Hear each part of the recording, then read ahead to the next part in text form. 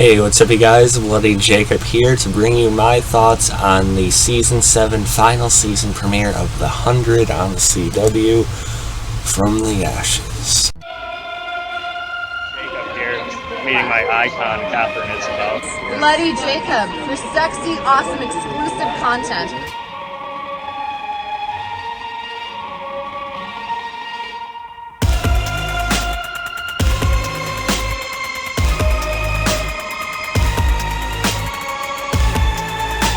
Subscribe and watch my friend on his YouTube channel. He is kicking ass. Fuck with me and my friend! I'm after my family!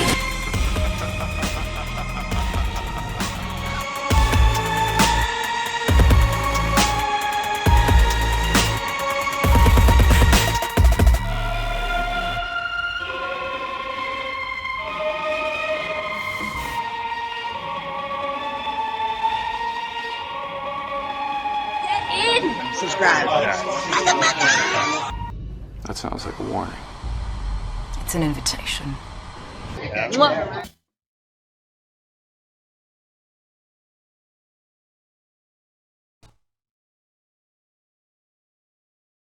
And yeah, been a while since I talked about The 100, and if you guys missed it, I did come back and give my thoughts on the Season 6 finale, which is called Blood of Sanctum, and just sort of my more retrospective thoughts on the 6th season as a whole, which I kind of dropped off with my reviews, towards like the last quarter of, but my thoughts have warmed a bit, so check out that video if you want to hear my thoughts on that, because I was reviewing The 100 very regularly for a while, ever since Season 3, and I think Season 6, although I had my misgivings with it, which you can hear about in the video, it really came back on a pretty good upswing. I think ended on a pretty great note.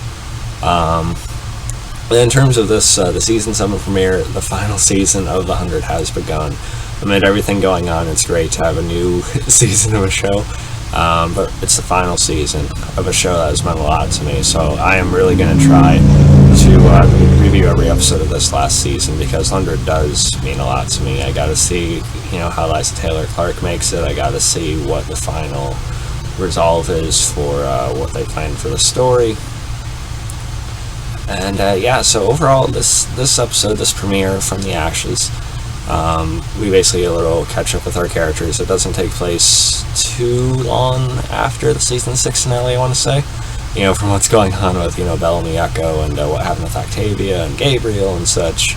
But basically, Clark and the others back at the Sanctum are trying to get things wrangled with the groups of people, the ones who, worshipped Russell and the others, and then, the prisoners are now out and about, the convicts, and then some people who are more so in the middle, and then you have, Monty's son, who I said in my Season 6 video, I'm not really sure what his place is in the show.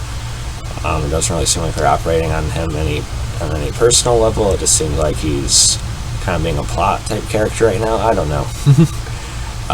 But overall, I was pretty pleased with this premiere episode. I thought it kicked things off on a different note.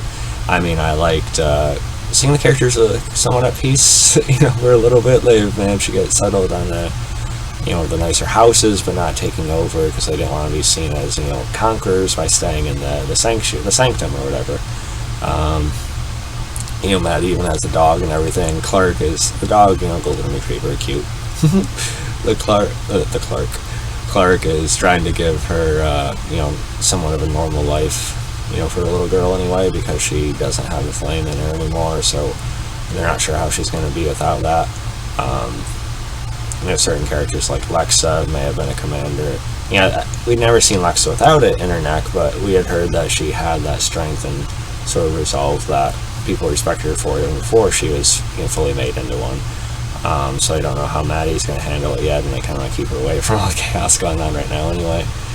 So that's part of it. You have a nice moment, I guess, between Clark and Raven in the kitchen.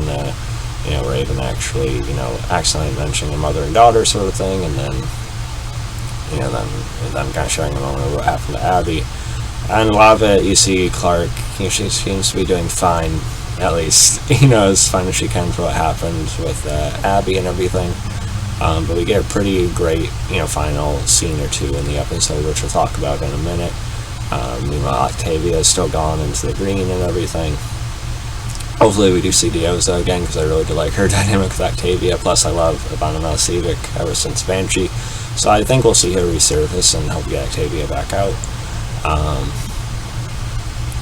Of course, a pretty good performance from Bob Morley looking for Octavia after they finally found common ground again towards the end of last season, which I should have talked more about in my video, but you know me, my classic reviews, I always forget something important, which I'm sure I do here. Also, I forgot to mention, Clark actually, trusting Murphy and saying she is proud of him and such. And you get Clark sort of giving Murphy more of a chance, knowing what hopefully is in his heart at this point. I think we've seen Murphy grow a lot. I've seen many people say he's one of the most developed characters on the show, and yeah, he probably is. So it's pretty good with that, and then you have, of course, Clark go to see Russell. Some people are wanting him dead, some people are wanting him burned alive, some people are wanting him tortured, some people are wanting him saved and protected. Clark meanwhile goes to see him, and then she beats the shit out of him, which was deserved. And Russell, meanwhile, he does want to die to both be with his family, and he knows the kind of things he's done as well. And also he admits to still having the urge to wanting to kill Clark himself if he had the chance that she has with him. So Clark beats the shit out of him, which was really satisfying to see. Really good performance from Liza Taylor, as always. J.R. Bourne makes for a good antagonist. So I'm happy that that creepy other character that was in Maddie's head last season has now taken over him. So kind of putting him at another place like that. But Russell himself is basically killed within his mind. So that should make for an interesting dynamic. Oh yeah, Clark's speech at the end was absolutely awesome. I really loved that. So yeah, also Echo. I gotta emphasize Echo. Because besides Clark, she's probably my favorite character at this point. I mean, I always thought Tastic Talos looked so interesting as this sort of a minor character that you seen pop in like season 2, I think it was. Then you see her again in season 3 a bit, then definitely more in season 4, then she became a regular in 5, and she's been a very center main character ever since. I love that they did that with her. She's my favorite character on the show besides Clark herself. So I like that portion of the story is kind of from her perspective now, and I'm really enjoying it. So yeah, and also her seeing Roan, Zach McGowan again, was definitely interesting, kind of playing on her own struggle. You've seen the flashback to the kid she was forced to kill in that flashback, scenes in the 6th season. I thought was really nicely done too. And this new enemy, they're using the cloaking and such. I thought that was really good. So hopefully we'll get a pretty intense final threat for the last season. But yeah, if I had to rate this premiere overall, I'd give it like an 8.8, 8.9 out of 10. Almost a 9, but you know what? I'll give it between like an 8.8 or a 9 out of 10, somewhere in there. Pretty good. Clark's speech and beating of Russell definitely made it for me. So yeah, let me guys thought about it, and of course if there's anything more specific you want to talk about, feel free to leave a comment below and we will. Follow me on Facebook, Twitter, Instagram, like, subscribe, and like I said, I do plan on reviewing every episode of last season of 100. Let's see what goes down. Peace.